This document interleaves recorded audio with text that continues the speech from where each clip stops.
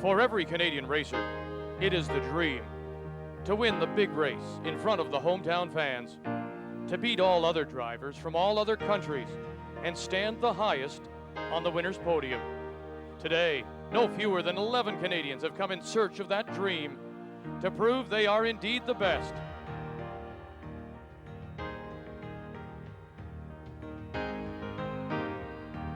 To stand alone, above all others, and to find their place in Canadian racing history.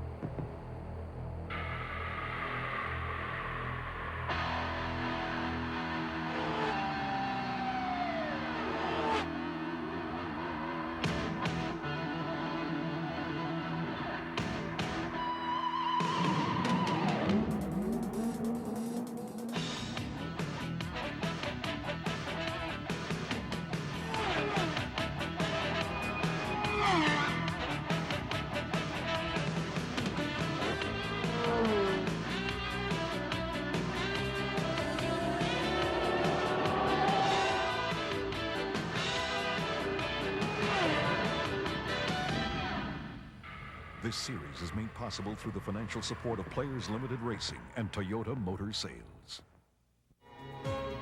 Hello again, everybody, and welcome to beautiful Le Circuit Gilles Villeneuve in Montreal and TSN's exclusive coverage of Round 5 of the Players Limited Toyota Atlantic Championship. Vic Rauter, along with Bill Adam, and after 4 races in the United States to start the series, Bill, this is the first in Canada and obviously the most important to the Canadian competitors.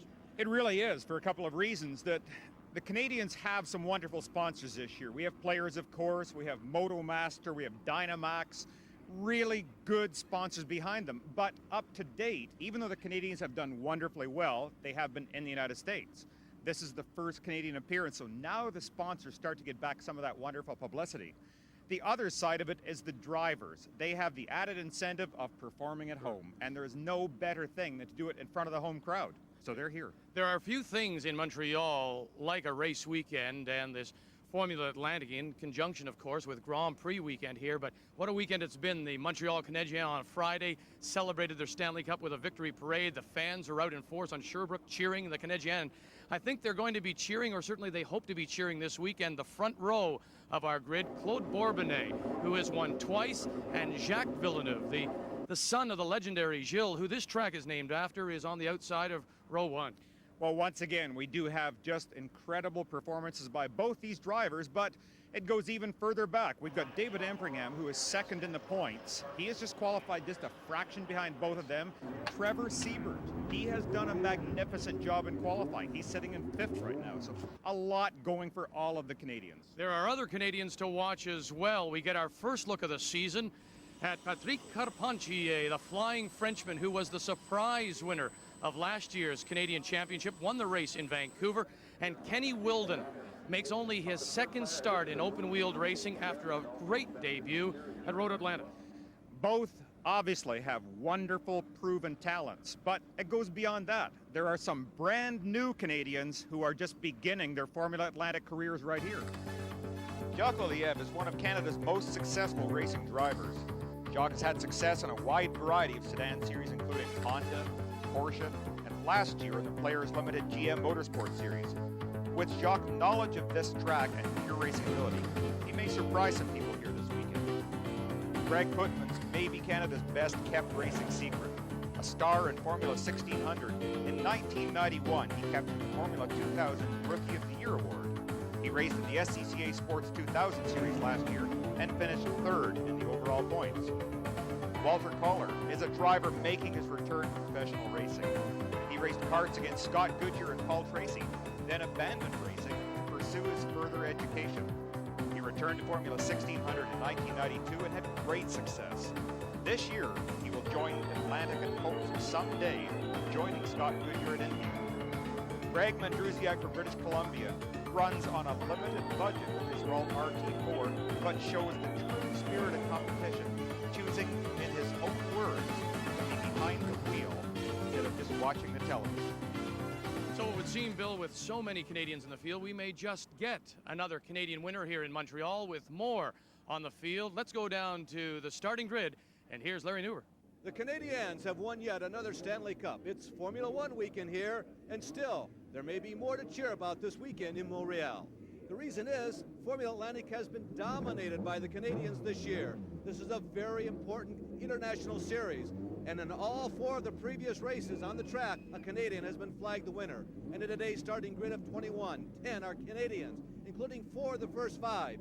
And the domination of this man, well, it hasn't even been close. Yes, there still may be a lot more to cheer about this weekend here. The Players Limited Toyota Atlantic Championship is brought to you in part by Yokohama Performance Radio. Now, you've got control.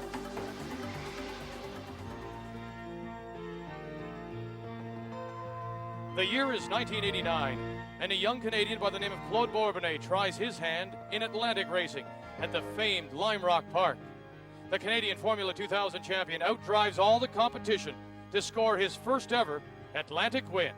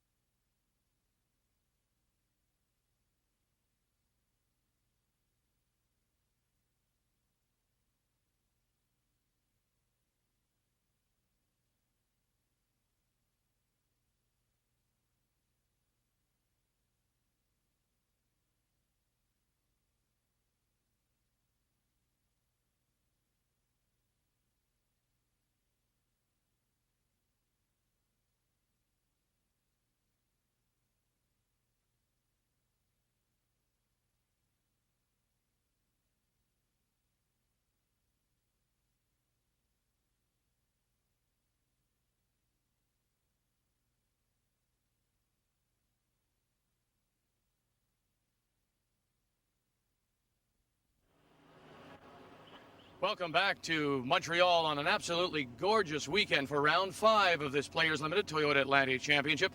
And Bill, it's a bit of a race with a difference because there are so many drivers led by Steve O'Hara and Bourbonnais and Villeneuve and Empringham who are fighting for the points championship. But this race, we have the addition of several first-timers who really are out there and could play spoiler when it comes to the eventual championship come October. They definitely could. We saw this very thing happen last year when people like Patrick Carpentier and David Empringham, who were not in the championship hunt, play spoiler. Patrick won at Vancouver. David, of course, won in Toronto. So the addition of these new drivers this year, they don't have to worry about just finishing the race. They can go out, take a real charge at it, try and win. And if they don't make 6 races from now, they don't care. They want to win today and to heck with tomorrow. All right, let's take a look at the point standings heading into round 5 here in Montreal.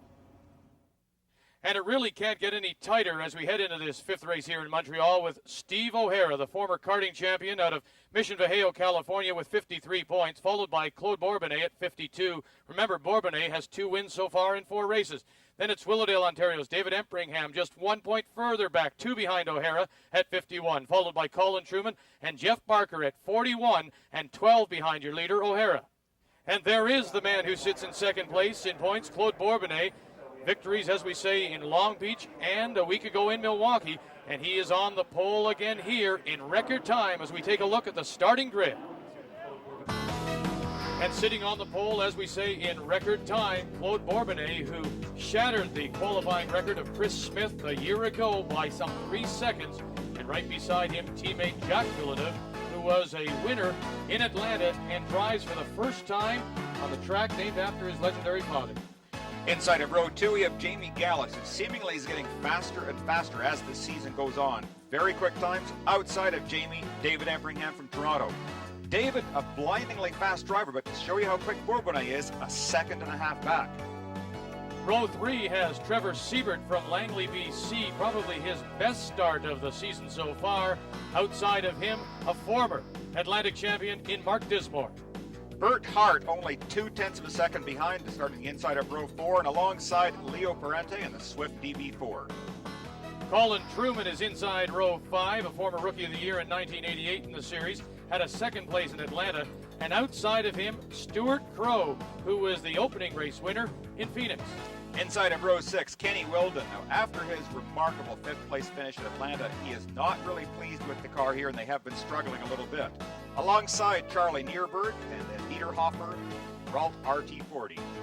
Row 7 has one of the rookie Canadians making his debut in Formula Atlantic racing, Greg Putens from Beaconsfield, Quebec, driving a 1990 Swift. This car was driven by Stéphane Prou a couple of years ago.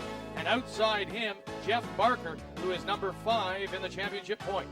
Row 8, all Canadian here. We have Frank Allers on the inside, driving the Keen Engineering Reynard. And outside, Patrick Carpentier returning to the series. Now remember last year, brilliant at this track, finished a strong 3rd place. All Canadian in row 9 as well, Bill. Walter Kohler, Formula 1600 driver from Toronto. He is driving the former car of last year's champion, Chris Smith. And outside of him, a gentleman that you know, Bill, because you raced against him in Porsche Turbo Cup, that is Jacques Lilliet. Row 10, we have Meyer on the inside in one of the few Reynards in the field, and outside, Greg Mendrusiak. Remember, he's the man that dragged that old car all the way from British Columbia. And rounding out the field and starting dead last in the field of 21, the current points leader, Steve O'Hara, who is starting at the back of the field because of no qualifying time. He blew an engine in qualifying. And there you see the field of 21 completing their second warm-up lap as they position themselves now for the standing start here in Montreal. And the field of 21, Bill, looks like it's quickly down to just 20 because problems for Patrick Carpentier. There was something developed on the grid there. We still do not have word on it, but Patrick was unable to fire the car. They have pushed him off the side of the road, and he has not gone through either one of these warm-up laps. This will be something of a luxury, though, for Claude Bourbonnais. Talking about good fortune, and here he is on the pole. He does not have to try and do one of his patented 4th to 1st starts, which that'll be a nice change for him. Now, the thing about Carpentier is, and we mentioned it in our opening, is the fact that he is the defending Canadian Series champion. A rookie a year ago. He was expected to do so well. They had, they've got a new car. They were slow to get it. They were testing. They wanted to make sure the debut here in Montreal was perfect. And now he won't be there. Larry is with Patrick.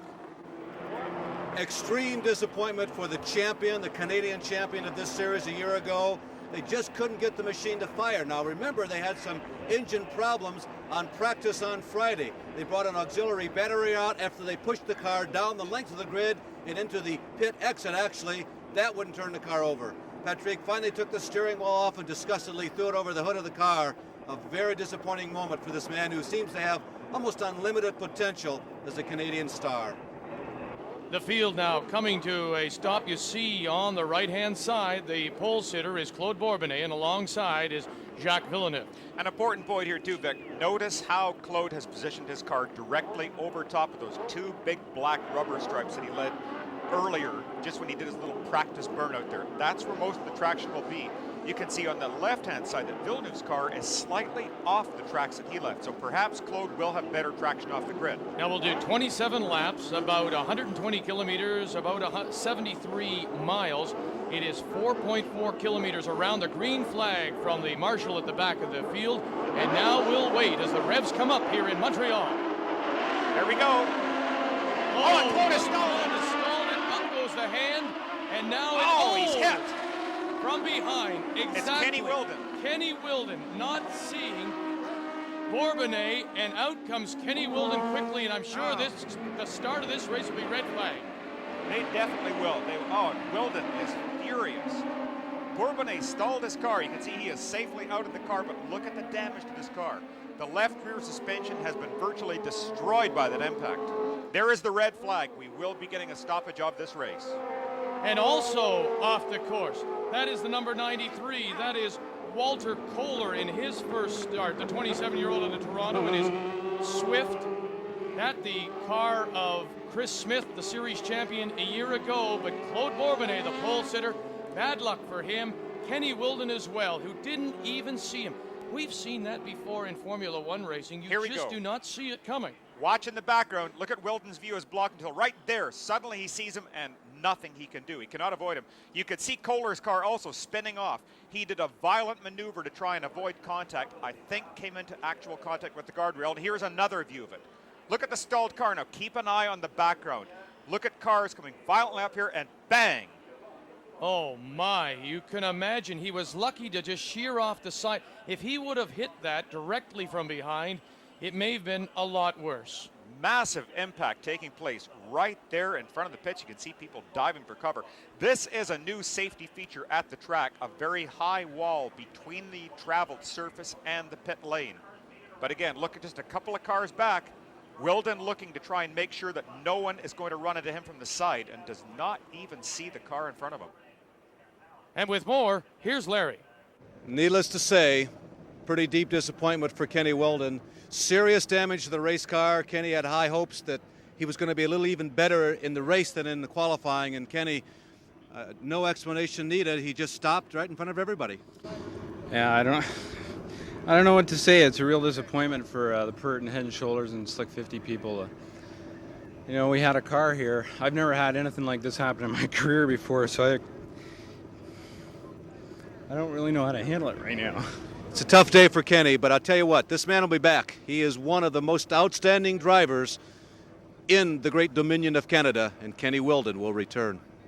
We have a major incident at the start of this Players Limited Toyota Atlantic Championship here in Montreal as the pole sitter, Claude Bourbonnais, stalls it on the starting grid, and then running square into the back of him, Kenny Wilden, who did so well in his debut in Formula Atlantic racing, finishing 5th in Atlanta, and also taking out Walter Kohler. And we'll be back to Montreal, Le Circuit, Gilles Villeneuve, here on TSN.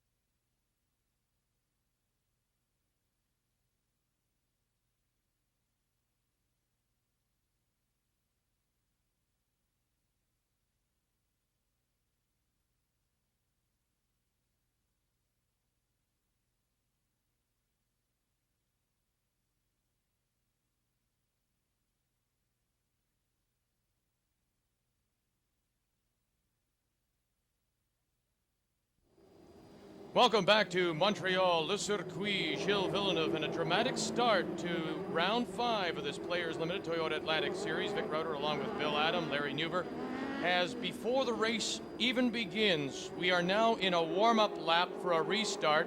We lost Patrick Carpentier because of a breakdown, and then a major incident involving the pole sitter, Claude Bourbonnais, who seemed to have difficulty, didn't even move off the grid, and then he was absolutely clobbered by Kenny Wilden, and Walter Kohler was collected in all of it. Let's go down to pit lane, and Larry is with Claude Bourbonnais. I know this man very well. It's the first time I've ever talked to him under these circumstances, and I'd bet a lot it's the last time I ever talked to him under these set of circumstances. Claude, the explanation. Well, when I dropped the clutch, the first gear split, and of course when that happens, you're in the neutral, so I couldn't do anything, go anywhere. Just raise my hand and hope for the best, but I expected someone to hit me. Of course, that didn't change much. I couldn't have raced anyway, but It was a nice weekend, and obviously a very disappointing way to end it. yes, very disappointed. I was not expecting that at all. Now, it'll be interesting because the word we get is that they will now conduct a rolling start as they go through the hairpin here at the circuit, Gilles Villeneuve. And that'll be interesting because we usually, as we say, expect the standing start, but maybe because of the incident, organizers are saying, let's go to a rolling start. Yeah, they will do that now. And what we can do is to watch this pace car right there. He will pull off shortly before they reach the starting grid. The cars will go around themselves, and that is going to give a real sizable advantage to young Villeneuve. He can set the pace, and he can jump on the throttle anytime he wants. So that'll help him. So Jacques Villeneuve now is your pole sitter, with Jamie Gallus and David Empringham in behind. Now let's remember that right at the back of the field, Steve O'Hara is the current points leader. O'Hara from California starting at the back because he had trouble in qualifying. Now, we saw the pace car lights. We're off on the roof, and look at Villeneuve. He has slowed right down. He's way down in first gear. He will creep down here. He's going to have a 90-degree bend to the right and a 90 left, this quick little chicane.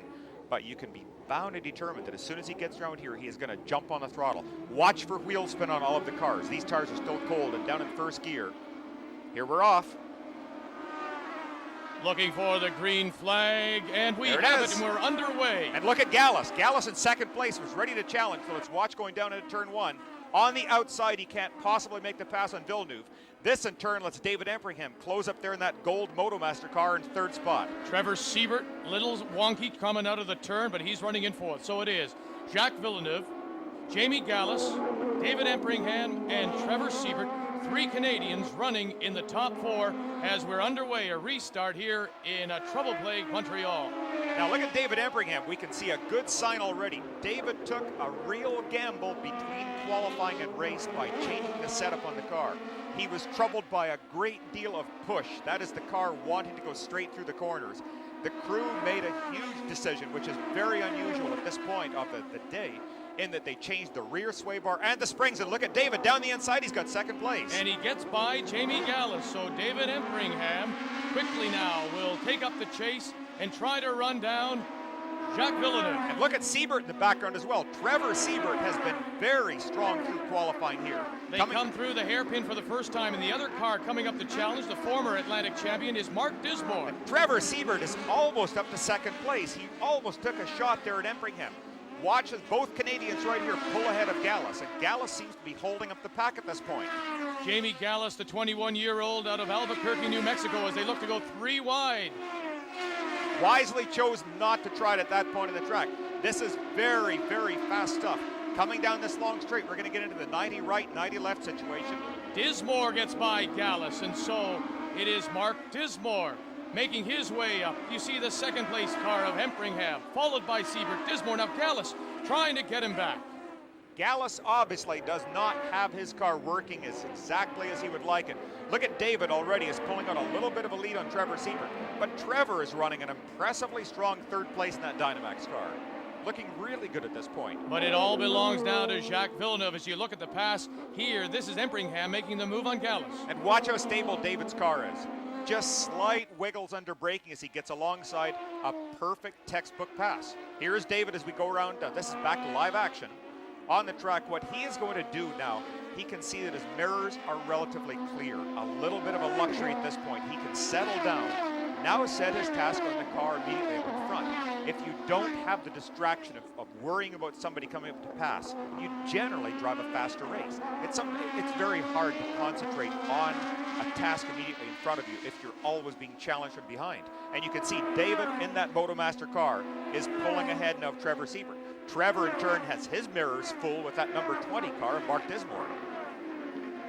The battle for third place is Trevor Siebert from Langley, BC, trying to hold off the number 20 of Mark Dismore. Dismore, the 35-year-old from Greenfield, Indiana, in his Swift. He is the Swift team driver, and he was the 1990 Formula Atlantic champion. That's right, a pair of Ralts leading the race, both first and second. There's the two Ralt cars. The player's car is Ralt. The following, the gold car of Empringham is a Ralt, and then the pair of Swifts. The noses look so much narrower in these cars. They have a very old look, not as current as the Ralt, but they obviously still work very well in a lot of the circuits.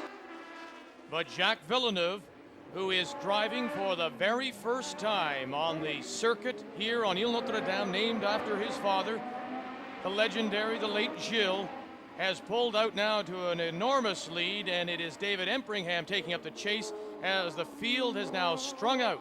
We have lost 4 Canadians in the 11 who started this race before the green flag. We had to have a restart here in Montreal. And there he is, Jacques Villeneuve. Going very smoothly around the track. You can see just the slight corrections on the steering wheel as they're going through this beautiful facility. And there in his mirrors, you can bet that Jacques is aware David Empringham is right behind him. He will receive information from his pits on David's progress as well. He'll have little glances every once in a while in the mirror. Tremendous pressure on this young man today. And when you look at the 4 races, as it looks like Empringham is closing up just a little bit. Yes, he is. When you look at the races he's run, Villeneuve has had problems on the ovals. Phoenix, and then in Milwaukee a week ago where he was collected in the accident, but he was second on the road course in Long Beach, and he won in Atlanta. As you look at the number 14, the Motomaster car of David Empringham, the 27-year-old from Willowdale, he is currently third in points behind Bourbonnais and the leader O'Hara. Without question, David is closing up here just a little bit at a time, which is the perfect thing to do. You want to take your time with these Yokohama tires. Let them work their way up to that optimum temperature. Drive as smoothly as you can. But look at this, every lap a little bit closer, and the battle back there is very, very tight. Look at third, fourth, and fifth right there. It continues to be Siebert, followed by Dismore, followed by Gallus. That is third, fourth, and fifth. This is an excellent battle right here. Jamie Gallus, something of a curiosity right now. I don't know what caused that opening problem, other than maybe something showed right there. His car went a little bit wide going into that corner, so maybe he is suffering some of the problem that David Empringham went through qualifying with, and that is a strong push on his road. The car just not wanting to respond to steering wheel input. Good overhead shot. That's your leader on the left, the blue and white car, the Players Limited car. That is Jacques Villeneuve, followed by the gold Motomaster car. Let's go down to Larry Newman. Thanks, Vic. Walter, your version of what happened down there. Tough way to start your very first ever Formula Atlantic race. It's a nightmare. I went by Frank on the outside, and Kenny's car was just parked there, and I tried to move around him to the right, and I either clipped Kenny's car or somebody clipped me from behind and spun me around, and I just kissed the wall on the outside. Very much damage, could you ascertain? No, there's not a heck of a lot of damage. There's enough where we can't fix it to get back in the race, but the car's pretty much in one piece still. For Walter Collar, this is his 4th day in a Formula Atlantic car. Jacques Villeneuve continues to lead. We've completed 5 laps, and here David Empringham has He's got it. David has done it. Inside on the hairpin, and David Empringham. And look at Villeneuve. Villeneuve's going to try going back up the outside. He does have the acceleration. Watch this when they get to the high-speed S's. And he's got him. Exactly what we talked about, whether you take the high line into the hairpin, you've got to get him coming out. Brilliant, brilliant maneuver there. Empringham just did it perfectly. Now Villeneuve is maybe going to try one. Yes, he's got him right back. Right back. Great battle here. Jacques Villeneuve, David Empringham trading the lead back and forth as they come past the And start look at finish David. line. And here comes Empringham. Except David isn't in the... Oh, he's got him! Oh my, what a race. We've completed 6 laps.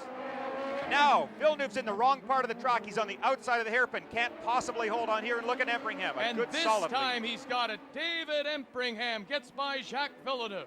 Wonderful bit of action there. Very intelligent driving on both drivers' parts. They were aware of where each other was, did not risk either vehicle or body right there. Really smart driving. David Box locking it up. up just a little bit. Shows you how hard they're trying. Not a strong, solid stream of smoke, just little wisps off the tire. He has reached just the limit of adhesion, maybe a fraction beyond. Did not damage the tire in any way. That is not something that would flat spot a tire, but it shows you how hard they're both trying. Empringham, who was 7th in Phoenix, has followed with a trio of 3rd place finishes in Long Beach, Atlanta, and Milwaukee, and now has the lead here, looking for his first win of this season. Everybody keeps telling me, it's a long season, we're doing a great job, we're consistent. At the end of the year, it's the points that count. Personally, for me, it's more important to beat Claude and Jacques. To make it up to the next level, we need to be beating them. Winning the championship and not winning a race is something that I don't want to happen. I'm afraid that if these guys leave the series next year and we win races next year, then you still aren't looked at as someone who was driving really well. And so this year, as much as we like to be consistent and get points, we're really out to beat the Players Limited guys and gain a little bit of respect in the series. Now the tough part for David is going to be to keep driving the lines pattern that he had been doing that caught him up to Villeneuve. If he keeps doing that, he will pull it. Now here's a replay of our pass up at the hairpin. Look at this. Down the inside, look at the car, just snaking a tiny, tiny little bit. But Villeneuve also was aware of where David was, did not try and chop him off. Perfect driving on both of their parts. And it's interesting talking to someone, and this is where he gets him Here's back. the replay, and once again, David allows him that return courtesy. But look at the exit speed that David was able to carry off that corner, and that's where he repassed him. Talking to a couple of the drivers before the race, they said, the setup here is important, one thing, but it's where you get into the corner and how quickly you can get the power back down to the track coming out. And it was coming out of that corner, that last one before the start-finish line, that's where Empringham got him. Right. Now, something also that has happened here, too, is that Gallus has been able to pull out a little bit of a lead over both Siebert and Dismore. He has regained 3rd place and is stretching out just a bit. You can see there's Trevor's car. That Dynamax decal is very bright in the side. And that right behind the second car in your picture is Mark Dismore. The battle for 4th and 5th. Trevor Siebert in his 09, the Miller Genuine Draft car. That is of Mark Dismore, currently in 5th place. Jamie Gallus just ahead. There he is, the number 11, the red and blue car, and he is in 3rd. And so while the leaders, Empringham and Villeneuve, pull away and battle for 1st, they have a war going here for 3rd, 4th, and 5th. Jamie Gallus, as we say, the 21-year-old from Albuquerque, New Mexico. Greg Pootman's another of the rookie Canadian drivers in the pits, the 22-year-old from Beaconfield, Quebec, driving an older Swift, a car driven by Stefan Prue a couple of years ago. So trouble for many of the Canadians here in Montreal. And here's a few of them that are running very, very strong. Trevor Siebert still running a really impressive 4th place.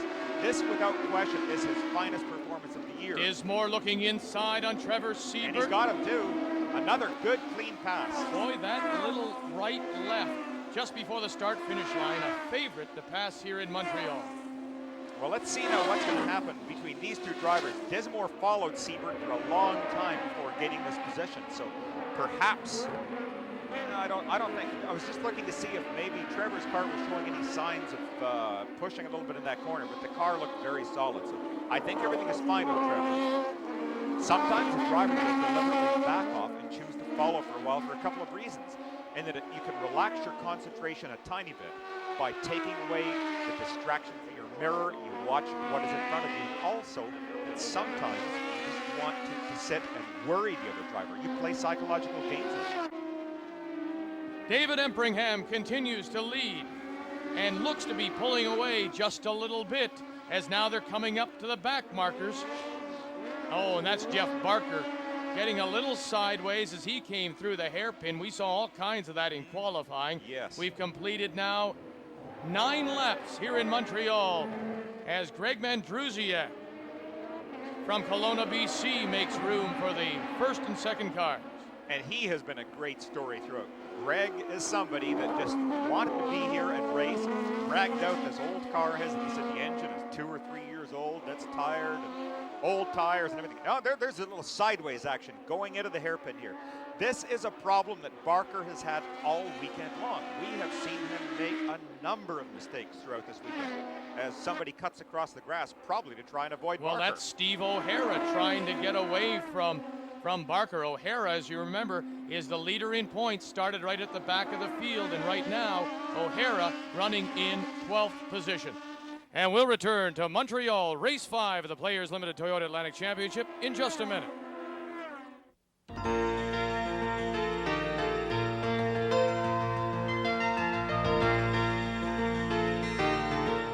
The year is 1978, and Canadian Formula One star Gilles Villeneuve returns home to thrill the crowd.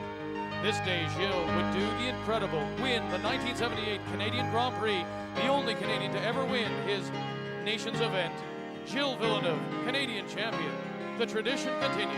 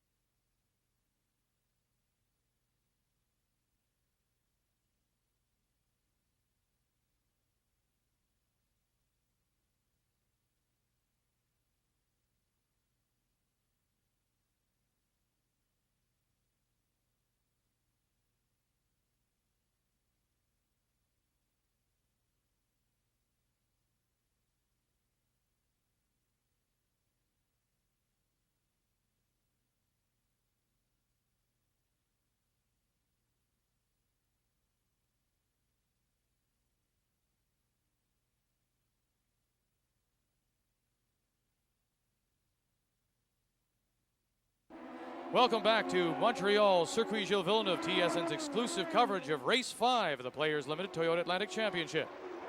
16 laps are complete. David Empringham, who has had 3 straight third-place finishes, right now leading by about, maybe a couple of car lengths over Jacques Villeneuve here in Montreal. And this is a very quiet crowd at this moment. Naturally, they are very, very partisan. And if Villeneuve makes a serious challenge, you're going to see these grandstands erupt with emotion. Well, during qualifying, they were on their feet when they heard that it was an all-players limited front row of Courtenay and Jacques Villeneuve. Flashing down this long straight. This is where up to 135, 140 miles an hour before the heavy, heavy braking area. And there's that quick little right-left combination onto the front straight once again. And David appears again to be holding the gap constant. This is a true challenge for David. It is very hard once you're able to take a lead to hold on if you can see that your challenger has made up some of the distance on you. It just saps you psychologically and you think, well, if he's able to catch me, he's probably going to pass me. And the difficulty is in not allowing yourself to think like that. You continue to drive your race and to drive with confidence. That is what David Empringham is continuing to do right now. For the most part, this is a pretty flat track, is it not? I mean, there's not great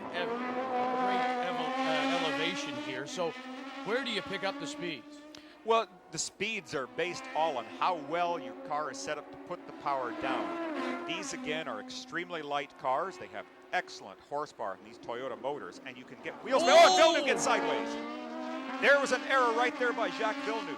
He locked up the rear brakes, got sideways a bit, just cost himself a fraction. Look at that, maybe a quarter of a second in time, and all of a sudden the gap grows a bit.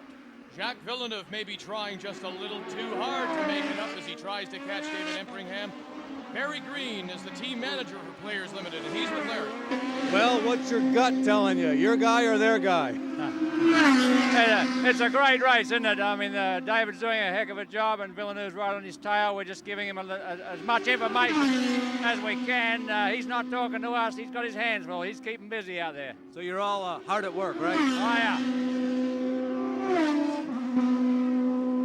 Another look at this mistake by Jacques Villeneuve, and he's lucky to get away with just this. He is extremely lucky. If that had happened anyplace else in the circuit, for example, down at the hairpins, he would have been around and probably backwards off the track. But he did it on a spot where it was a quick combination of turns. Really, you don't require a great deal of braking, and just that little bit of braking was enough to put him out. What this will do, too, is this all, there's a spin. It looks like Leo Parente, one of the Swifts, the rookie out of Redondo Beach, California, who comes out of the Saab Pro Series in the States, puts a spin on it here in Montreal. Well, and Villeneuve is right back again. He is tigering. He has closed up the gap just a fraction on David Empringham. The Motomaster car leading the Players car, a solid second place right now. Both of these cars a tribute to both teams. They look beautifully set up. We're not seeing any signs of problems from either vehicle. Neither one has a push, and look at this.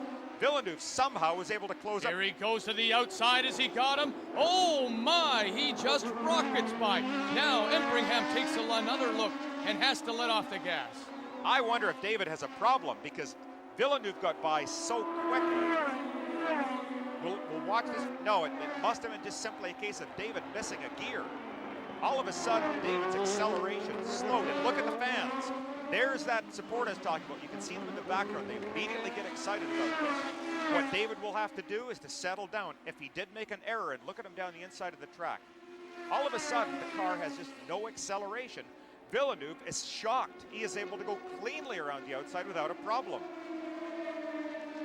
And then he tries the outside and looked like he might just have to let off. Wrong line. He did, exactly. But look, once again, there David is right at the edge of the track, so he is getting back into it again. And I think he will maybe re-challenge Villeneuve here in just a moment. 19 laps are gone, and we have a race here in Montreal. Spectacular competition right here. Both of these young drivers are driving very, very well. This is the best I have seen young Villeneuve drive this year. Even though he won that race at Road Atlantic, I don't think he drove that race as well as he is driving right now. Oh my goodness, right up in the curbing.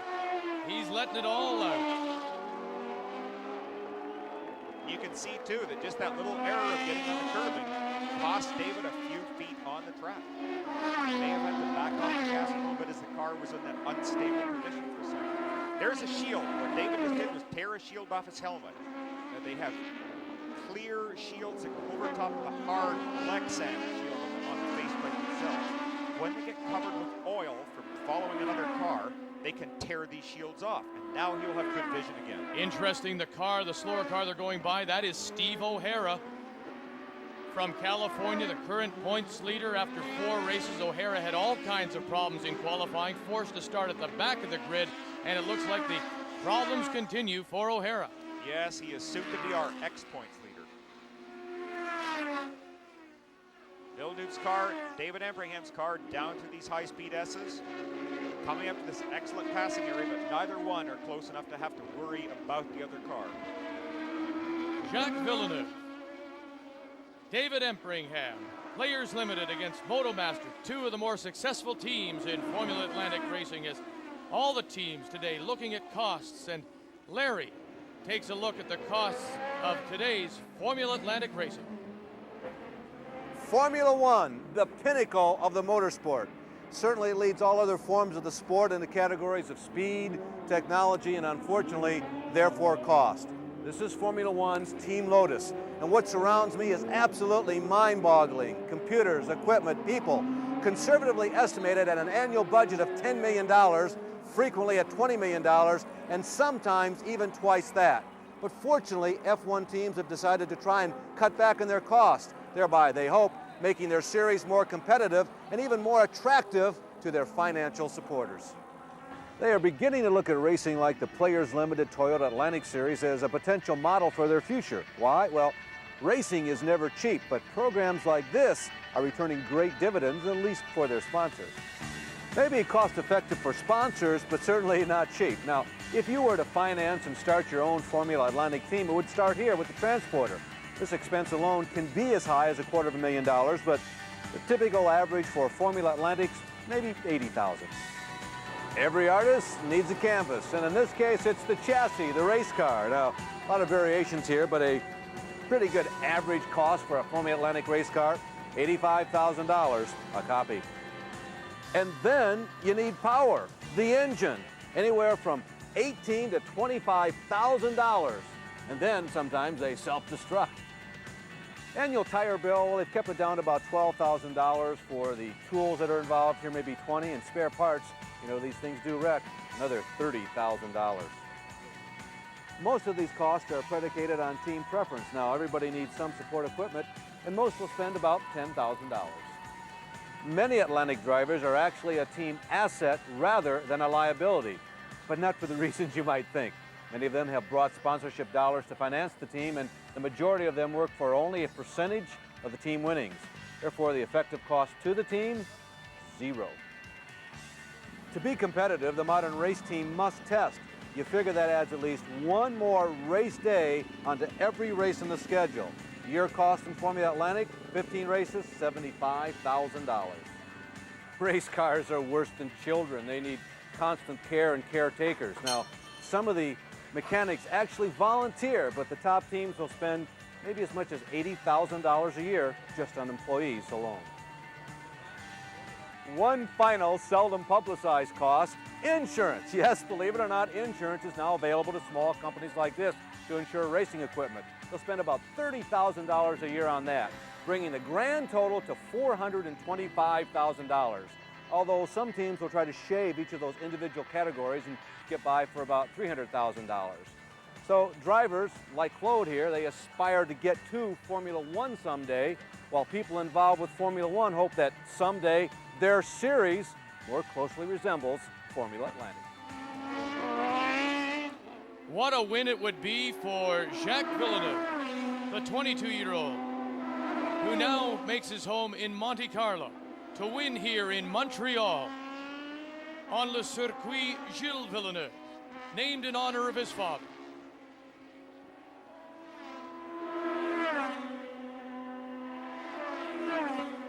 Now, would that have the same significance as you working for the router television network? It would, yes, it would.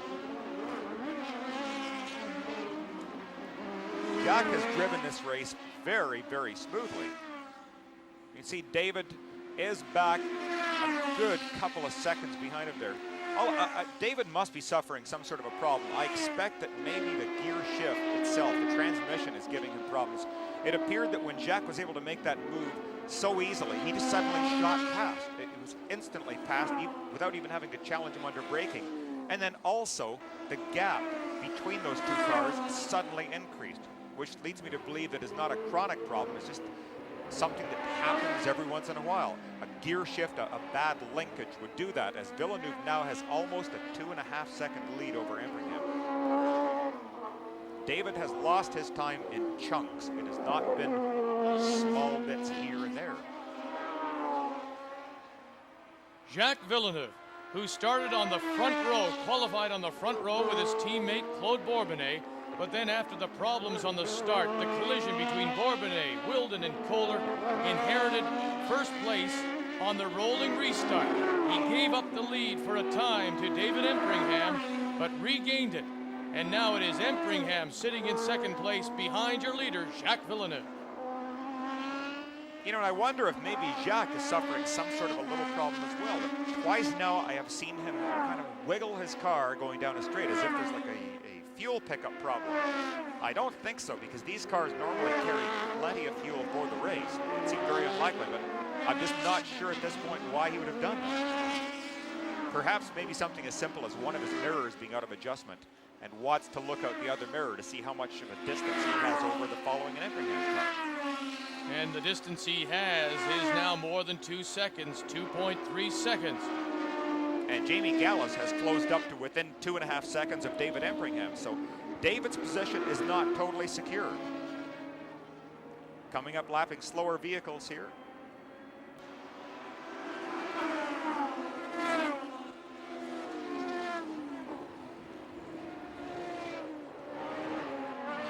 We're into our final lap here in Montreal. Jacques Villeneuve. And you can bet that Jacques is going to be extra careful around this lap. He wants to make sure he does not make any mistakes. Half a lap to go here. Frank Allers gets by Frank Allers. From Coquitlam, BC, Jacques Villeneuve making no mistake, coming around one of the back markers. Well, the people here are going to go mad if he just holds on to this position for another half lap or so, because he basically is duplicating what his father did here in a Grand Prix Ferrari. He is winning at home. Blue flag being shown to Villeneuve there. Now that's uncharacteristic. Looks like Jeff Barker in his number 19. Barker from California is out of this race. Barker had been running in 8th place. This will hurt a lot on the final lap of the race, losing. Down into the hairpin for the last time. You can see Allers is in between Villeneuve and David Empringham. David back about 2.5 seconds. David also is secure over Gallus. I don't think Gallus can make up quite that much time unless David suffers a huge problem on this final section of track. Now down to the final right and left-hander for Jacques Villeneuve. Jacques Villeneuve on the course they named after his father. Jacques Villeneuve wins here at Le Circuit Gilles Villeneuve.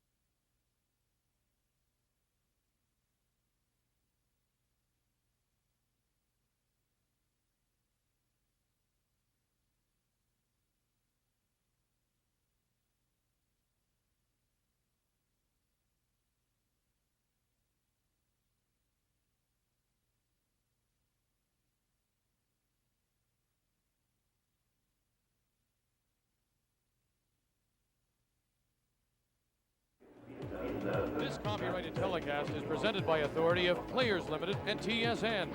may not be reproduced or retransmitted in any form without the express written consent of Promotion Agency Limited. Let's take a look at the standings now in Race 5 of this Players Limited Toyota Atlantic Championship. What a weekend here in Montreal. The city celebrates its 24th Stanley Cup Championship, and they celebrate a win by Jacques Villeneuve here at Le Circuit Gilles Villeneuve.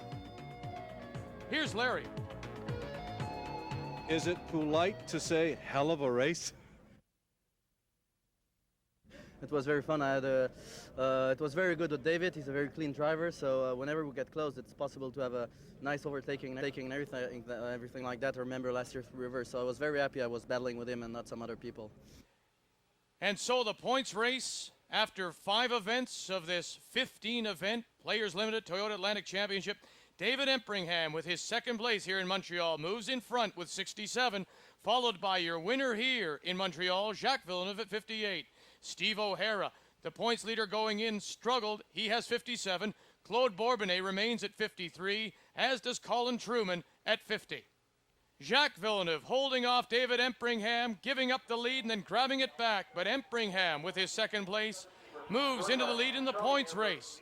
And David is with Larry. That was a tough race. Well, made a couple mistakes. Jacques did a really good job and just caught me off guard. And I just like to thank Motormaster for having me here and all the support they have in the stands. It's a really good feeling. Looked like you had fun. You're smiling. Second place doesn't always smile. Well, it's a lot better than third. We had some fuel starvation towards the end. I was just hoping to stay ahead of Jamie so I wouldn't get the inevitable third, and we'll take it. I'd like to thank Jacques. He did a good job. Congratulations to Jacques Villeneuve. He's the Yokomotion Award winner. And be sure to join us Sunday, June 26th, 5 p.m. Eastern Time. We'll be at Mosport Park, Ontario. It's round 6 of the Players Limited Toyota Atlantic Championship, and it's here on TSN. Jean-Paul Blais of Players Limited congratulating our winner, Jacques Villeneuve. And what a day we had here in Montreal. A little bit of everything. Disaster at the start involving 4 Canadians, including our pole sitter, Claude Bourbonnais. But what a race as Jacques Villeneuve and David Empringham traded it before Villeneuve finally won. Well, the old saying that everything happens for a purpose, and unfortunately, Claude Bourbonnais' season has been one of incredible heat or stone cold, and we've gone from heartbreaks at our opening race to the problems at Road Atlanta, and now the problem on the grid, and yet when Claude runs hard, he wins. But what this all left us was, without question, the finest race we have seen this season. Both of these drivers just put on a tremendous show and endless battles throughout the field. Wonderful racing, Vic. And of course, there's more to come. Now, on behalf of Bill Adam, Larry Newber, and our entire crew, I'm Vic Roeder. Thanks for joining us. Till we talk with you again next time, goodbye from Montreal, Le Circuit Gilles Villeneuve, and the 1993 Players Limited Toyota Atlantic Championship.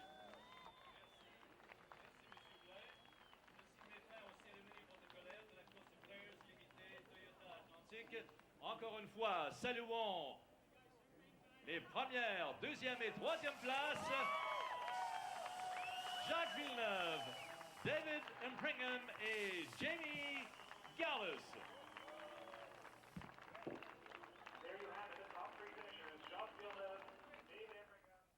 The Players Limited Toyota Atlantic Championship is brought to you in part by Yokohama Performance Radials. Now, you've got control.